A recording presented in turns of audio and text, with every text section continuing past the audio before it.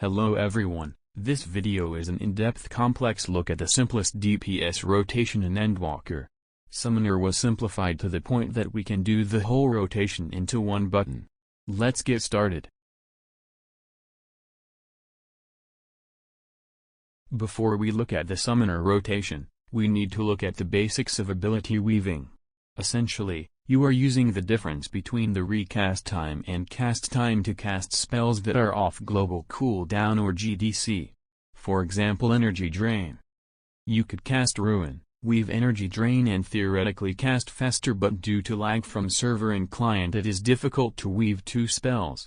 There is enough space in the rotation that you can weave only one spell at a time. Let's look at the basics of weaving in game. While we are casting our main GCD spell, we can weave movement or other spells during weaving windows.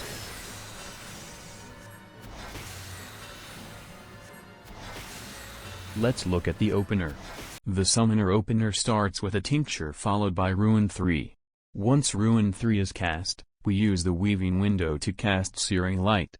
Then we cast Summon Bahamut as soon as possible to begin the Bahamut Phase. Here is an in-game example.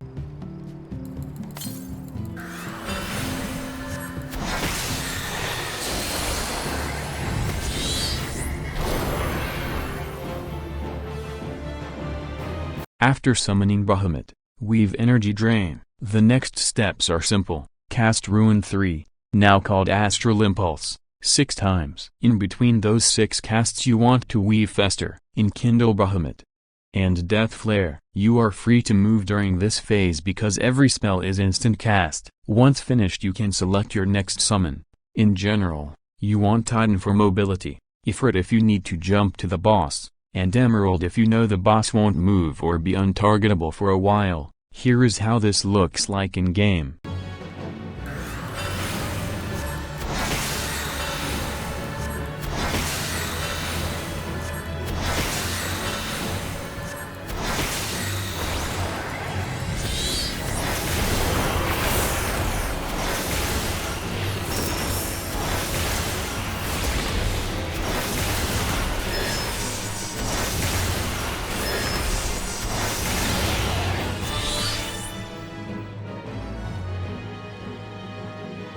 The Emerald phase is really simple. Summon Garuda and cast Gemshine, now called Emerald Rite, 4 times. Then cast Slipstream. You can move during Emerald Rite but not during Slipstream. If you need to move, use Swiftcast on Slipstream to get 100% movement time. Do not try to weave spells between Gemshines. You should only weave after Summon Garuda or if you used Swiftcast on Slipstream. The Topaz phase is even simpler. Summon Titan and cast Gemshine. This will allow you to weave Astral Flow, which is now Mountain Buster. Repeat this 4 times. You are free to move 100% of the time during this phase. The Ruby is complex only because the spells have a long cast time and you cannot move for a total of 5 seconds. Cast Summon Ifrit and follow up with Ruby Rite twice. Then cast Crimson Cyclone followed by its combo action Crimson Strike. Crimson Cyclone will teleport you to the target's ring. You can weave spells in between Crimson Cyclone and Crimson Strike. Let's see the full rotation in game.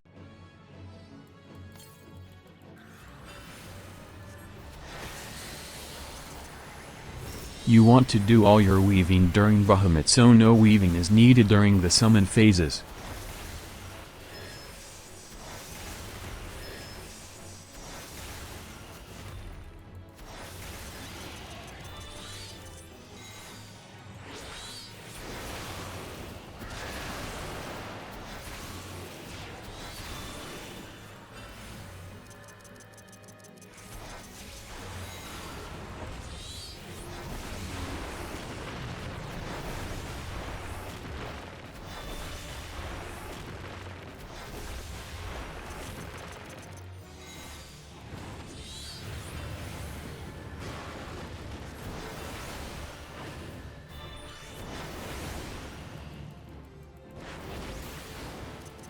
After your last summon, the filler phase begins. It is only 1 GCD long where you will use your Ruin 4 stack. After this you cast Ruin 3 and repeat everything from the beginning. This time it will summon Phoenix instead of Bahamut.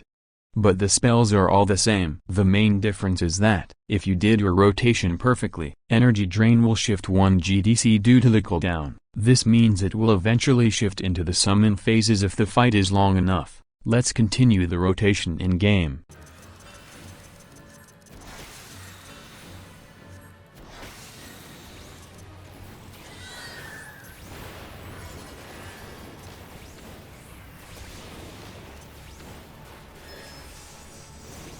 As you can see, everything repeats from the previous phases. You have a lot of options whether to summon Titan for mobility, Ifrit when you know you can stand still, or Garuda when the boss will take the most damage from the AoE. The total time will be the same and loop back to Bahamut perfectly.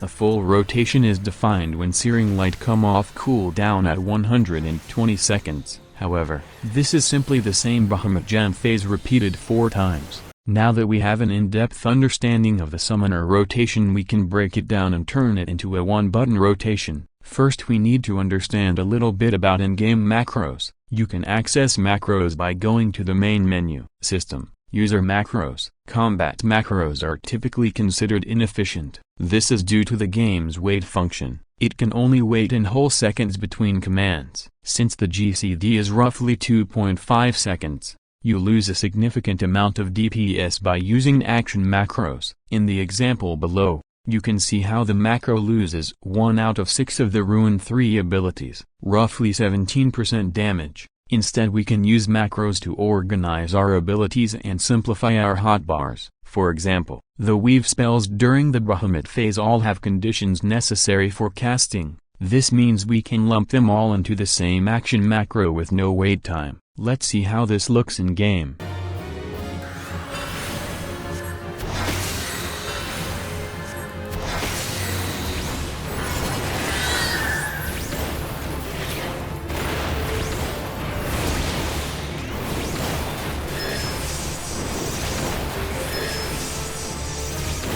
Since you cannot cast summon twice, you can also simplify all of the gem phases.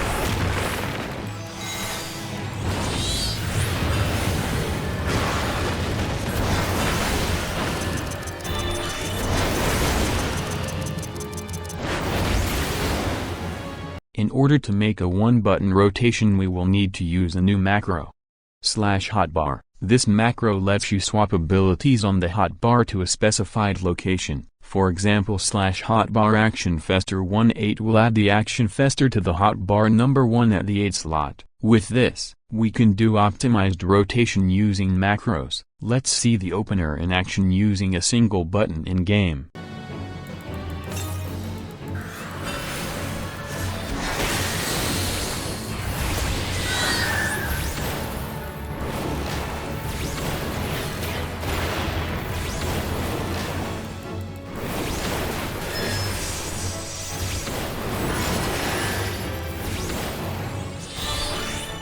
But why does this work? The reason is that we are not queuing actions. Instead, we are providing a window where we can use the ability.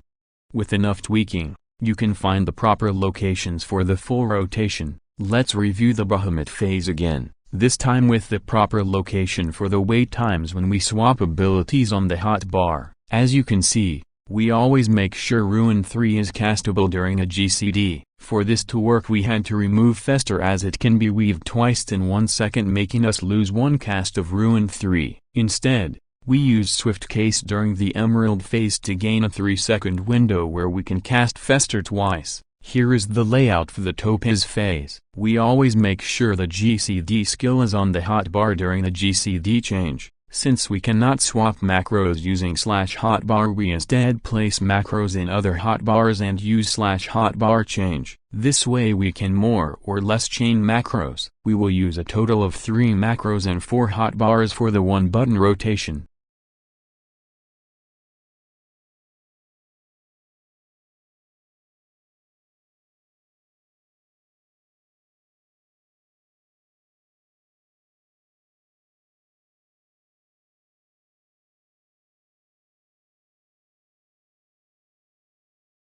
Here you can see how this rotation is not perfect. In fact, if you noticed, energy drain did not shift. This means that this rotation misses 1 GDC every 60 seconds. Not bad, poggers. The next sections of the video shows the rotation beating the Extreme Trial Strike dummy. Enjoy and good luck.